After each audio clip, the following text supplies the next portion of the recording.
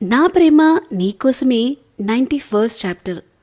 అంటే ఎవరో ఏదో అనుకుంటారని చేస్తున్నావా ఇదంతా అని దక్ష అంటే, అదేం లేదు, నాకు కూడా మా ప్రాణాలు కాపాడినందుకు నీ మీద కృతజ్ఞత ఉంది కదా, అందుకే చేస్తున్నాను అంటుంది.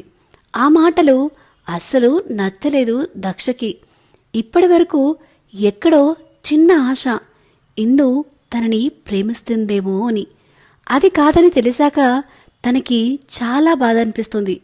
కానీ బయట పడనివ్వడు. ఎందుకురా ఎప్పుడు ఆశపడి బాధని చూడడం అని తనని తనే తిట్టుకొని ఫ్రెష్ అవ్వడానికి లేస్తాడు దక్ష. ఎక్కడికి అని అడుగుతుంది ఇందు.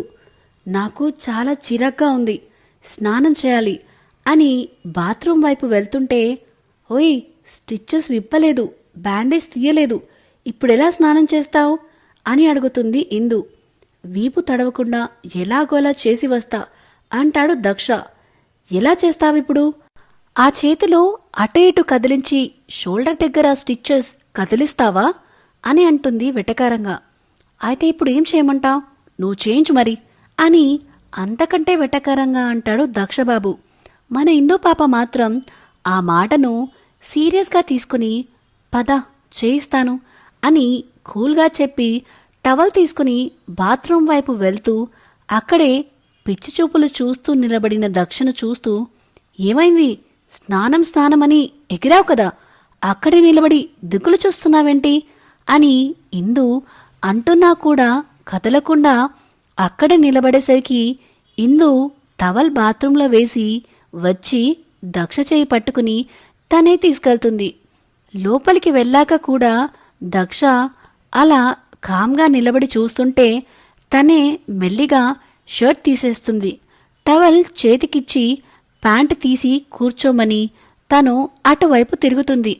అంత ఇబ్బందిగా నాకు స్నానం చేయించాల్సిన అవసరం లేదు, నేను చేసేసి వస్తాను అంటాడు దక్ష. నేనిప్పుడు నాకు ఇబ్బందిగా ఉందని చెప్పానా అని అంటుంది ఇందు దక్ష వైపు తిరిగి. కానీ నువ్వు చేయించడం నాకు ఇబ్బందిగా ఉంటుంది, ప్లీజ్ వెళ్ళు అని అంటాడు. ఇందు తనకి ప్రేమతో సేవలు చేస్తే ఒప్పుకునేవాడేమో, కానీ అలా ఎవరికోసమో లేక జాలితోనో లేక కృతజ్ఞతతోనో చేయటం అస్సలు నచ్చట్లేదు దక్షబాబుకి. ఇందుకి కోపం వచ్చి ప్యాంటు మీద చేయి వేసేసరికి వెంటనే దూరం జరిగి, హేయ్ ఏం చేస్తున్నావు అంటాడు.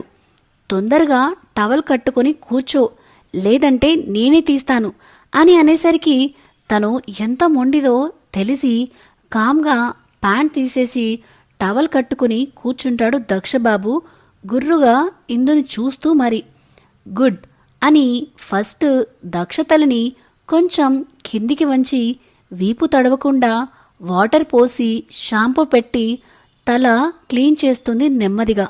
తర్వాత ఫ్రంట్ సైడ్ కూడా నిదానంగా సోప్ అండ్ వాటర్తో రుద్దేస్తుంది. ఇందు నార్మల్గానే చేయిస్తుంది. కానీ దక్షకి ఇటు ఇందు బిహేవియర్తో అండ్ ఇందు అంత దగ్గరగా తనని టచ్ చేసేసరికి కలిగే ఫీలింగ్స్తో పిచ్చెక్కిపోతుంది. స్నానం అయ్యాక టవల్ మార్చుకునిరా అని తను బయటికి వెళ్తుంది. తను వెళ్ళిపోయాక ఒక బకెట్ నీళ్లు ఒంటి మీద కుమ్మరించుకోవాలి అనిపిస్తున్నా కంట్రోల్ చేసుకుని కామ్గా టవల్ కట్టుకుని బయటికి వస్తాడు. దక్ష బయటికి వచ్చే వరకు ఇంకో టవల్ పట్టుకుని ఎదురు చూస్తున్న ఇందు అతను బయటికి రాగానే బెడ్ మీద కూర్చోబెట్టి తల తుడుస్తూ ఉంటుంది.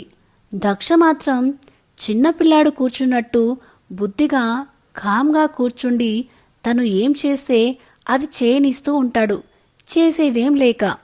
తర్వాత ఒళ్ళు కూడా నీట్గా తుడిచి బ్యాండేజ్ ఏమైనా తడిచిందేమో అని చెక్ చేసి అక్కడక్కడ వాటర్ పడేసరికి తుడిచి షర్ట్ వేస్తుంది. నైట్ ట్రాక్ ఒకటి తనకిచ్చి, వేసుకో, నేను టిఫిన్ తీసుకొస్తాను అని వెళ్ళిపోతుంటే ఇష్యుని తీసుకురా అని చెప్తాడు. దక్ష వైపు ఒకసారి చూసి కిందికి వెళ్ళగానే ఇష్యుని ఎదురొచ్చి డాడీ దగ్గరికి వెళ్ళనా అనడంతో వెళ్ళు రమ్మంటున్నారు నిన్ను అనడంతో తన చిట్టిపొట్టి కాళ్లతో తనే మెట్లెక్కుకుంటూ వెళ్ళిపోతుంది ఇష్యూ బేబీ. ఇష్యూ వెళ్ళేసరికి దక్ష డ్రెస్ వేసుకుని కూర్చుని మొబైల్లో ఏదో చెక్ చేస్తూ ఉంటాడు. డాడీ అనుకుంటూ ఇష్యూ దగ్గరికి వెళ్ళేసరికి ఫోన్ పక్కన పడేసి ఇష్యూని ఎత్తుకోవాలని చూస్తుంటే, నో డాడీ, నువ్వు నన్ను ఎత్తుకోకూడదు, నీకు దెబ్బ తగిలింది కదా అని తనే మెల్లిగా బెడ్డెక్కి దక్ష పక్కన కూర్చుంటుంది. లవ్ యూ బేబీ అని ఇష్యూ నుదుటిన కిస్ చేస్తాడు నవ్వుతూ. లవ్ యూ టూ అని ఇష్యూ కూడా నిలబడి దక్ష బుగ్గకి కిస్ పెట్టి కబుర్లు చెప్పుకుంటూ ఉంటారు ఇద్దరు. అప్పుడే ఇద్దరి కోసం టిఫిన్ తీసుకొస్తుంది ఇందు. ఇందు వచ్చి ఇద్దరికి ఎదురుగా చైర్లో కూర్చుని ఇద్దరికి తినిపిస్తూ ఉంటుంది. ఇష్యూ చెప్పే ముచ్చట్లు వింటూనే ఇందుని చూస్తూ ఉంటాడు దక్షబాబు. ఇందు మాత్రం వాళ్ళ పిచ్చి కబుర్లు వింటూ తినిపించేసి, నువ్వు ఈరోజు అయినా స్కూల్కి వెళ్ళేది ఉందా లేదా అనగానే, ఇప్పుడు స్కూల్కి ఏం అవసరం లేదు అనేస్తాడు దక్ష. అసలు ఆ జేమ్స్ సంగతి ఏమైందో తెలియక. ఇష్యూ నువ్వు కిందకి వెళ్ళు అనగానే సరే అని డాడీకి కిస్ పెట్టి బాయ్ చెప్పి చెంగు చెంగుమంటూ కిందికి వెళ్తుంది. అతను హాస్పిటల్లో ఉన్నాడంట, బ్రతుకుతాడని గ్యారెంటీ లేదంటున్నారు డాక్టర్స్ అని అంటుంది ఇందు. వాడు చచ్చాక వెళ్తుందిలే స్కూల్కి అని ఫోన్ తీసుకుని వినయ్కి కాల్ చేసి రమ్మని చెప్తాడు. ఉహ్ అని నిట్టూర్చి అక్కడి నుంచి వెళ్ళిపోతుంది ఇందు బేబీ. ఏంట్రా, ఏమైంది, ఎందుకు రమ్మన్నావు అని వినయ్ ప్రశ్నల వర్షం కురిపిస్తుంటే, ఆ జేమ్స్ గాడి సంగతేంటి అని అడుగుతాడు. పైనుంచి బాల్ త్రో చేసినట్టు పడేశావు, ఇంకా బ్రతుకుతాడా? కానీ కొంచెం గట్టి ప్రాణం కదా, కొన ప్రాణాలతో కొట్టుమిట్టాడుతున్నాడు అని చెప్తాడు వినయ్. మరి కేస్ అని అంటే, కేసేముంది, వాడే ఇష్యూని కిడ్నాప్ చేసి ఇంతవరకు తెచ్చుకున్నాడు కాబట్టి నీకు వచ్చిన ప్రాబ్లం ఏం లేదు అంటాడు వినయ్.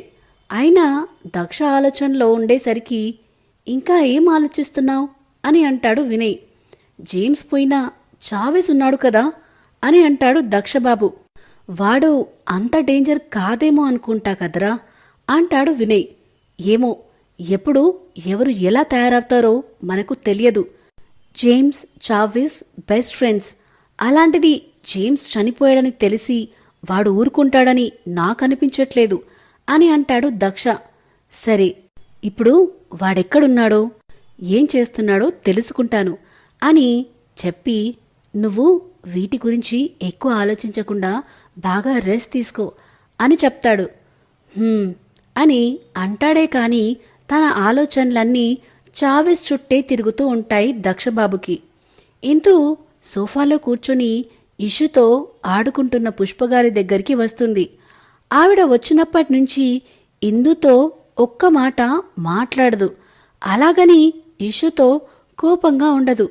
ఎప్పటిలా మనవరాల్ని చూసుకున్నట్టే చూసుకుంటుంది. తన దగ్గరకు వచ్చిన ఇందుని ఒకసారి చూసి ముఖం తిప్పుకుంటుంది ఆవిడ. ఆవిడ అలా చేయగానే ఇందు మనసు చివుక్కుమంటుంది. ఇష్యూ ఆటల్లో మునిగిపోవడం చూసి పుష్పగారి పక్కన కూర్చుని ఆవిడ చేతులు పట్టుకుని, అత్తయ్య, మీరు నాతో ఇలా ఉంటే నాకు చాలా బాధగా ఉంది అంటుంది ఇందు. మీరు ఇదివరకట్లా నన్ను కమాండ్ చేస్తేనే బావుంది, ప్లీజ్ నాతో మాట్లాడరా అని అడుగుతుంది ఇందు. నువ్వు నా కొడుకు విషయంలో చేసిన దానికి కూడా నాకు బాధగానే ఉంది ఇందు, మరి నేనెవరికి చెప్పుకోవాలి అని అడుగుతారు పుష్పగారు. అది అత్తయ్య, నేను ఆయనతో క్లియర్గా చెప్పాను ఈ విషయం గురించి, అయినా తను ఒప్పుకున్నాడు, ఇక్కడ నా తప్పేముంది అని అడుగుతుంది బాధగా. వాడు నీ కూతురు మీద ఉన్న పిచ్చితో అలాగే నిన్ను కాకుండా ఇంకెవ్వరిని వాడి జీవితంలోకి ఎలాగూ రానివ్వను కదా అని ఇంకేం ఆశించకుండా ఈ పెళ్లి చేసుకుని ఉంటాడు. ఏమో, ఎవరికి తెలుసు, నువ్వు మళ్ళీ తన జీవితంలో అడుగు పెట్టకుండా ఉండి ఉంటే ఇంకెవరైనా నచ్చేవాళ్ళేమో కదా. ఇప్పుడు కాకపోయినా ఇంకో 2-3 లేకపోతే ఇంకో 10 సంవత్సరాలకైనా, కానీ ఇప్పుడు వాడు ఇంకెవరిని చూసే అవకాశం కూడా లేదు కదా అని అంటారు పుష్పగారు. నేనే మీ అబ్బాయి జీవితంలో అడుగు పెట్టలేదు, ఆయనే నా జీవితంలోకి వచ్చారు అంటుంది ఉక్రోషంగా. ఏదైతే ఏముందిలే, నాశనం అయింది మాత్రం నా కొడుకు జీవితమే కదా అంటారు పుష్పగారు నిష్ఠూరంగా. ఇందు అలాగే బేలగా చూస్తూ ఉంటే, ఇష్యూ ఉందిగా, సరిపెట్టుకుంటాంలే ఇంకా అంటారు ఆమె ఏమీ చేయలేక. ఒకవేళ నేను లేకపోయినా నా కూతుర్ని మీ మనవరాలుగా ఇంతే ప్రేమగా చూస్తారా అత్తయ్య అని అడుగుతుంది. ఇందు ఉద్దేశం అర్థమయ్యి, నువ్వు చచ్చి వాడికి స్వేచ్ఛ ఇచ్చినా వాడు ఇంకో దాని మొహం చూడడుగాని నువ్వు అలాంటి ప్లాన్స్ వేసుకోకు అని విసుగ్గా అంటారు పుష్పగారు. ఇంకా తన కొడుకుని అర్థం చేసుకోలేదు అనే ఉద్దేశంతో. ఇప్పుడే అన్నారు కదా నేను లేకపోతే వేరే అమ్మాయి నచ్చదని అని ఇందు అంటే, ఇందు వైపు ఒకసారి చూసి, నేనన్నది వాడు నిన్ను పెళ్లి చేసుకుని ఉండకపోతే అన్నాను, నువ్వు చస్తే అనలేదు అని అక్కడి నుంచి విసుగ్గా లోపలికి వెళ్తారు పుష్పగారు. సో ఇదేనండి నా ప్రేమ నీకోసమే 91st చాప్టర్. ఇందు అసలు ఏం చేస్తుంది, ఏం చెప్పడానికి ట్రై చేస్తుంది? ఇలాంటి అప్డేట్స్ అన్ని మీకు తెలుసుకోవాలి అనుకుంటే ముందుగా మన channel the novel whisperer with విన్యాని సబ్స్క్రైబ్ చేసుకోండి. సో దట్ ముందు అప్డేట్స్ అని మీకు తెలిసిపోతూ ఉంటాయి. ఈ వీడియో కనుక మీకు నచ్చినట్టయితే ప్లీజ్ లైక్ అండ్ షేర్ చేయడం మాత్రం అస్సలు మరవద్దు. Thank you so much. Bye.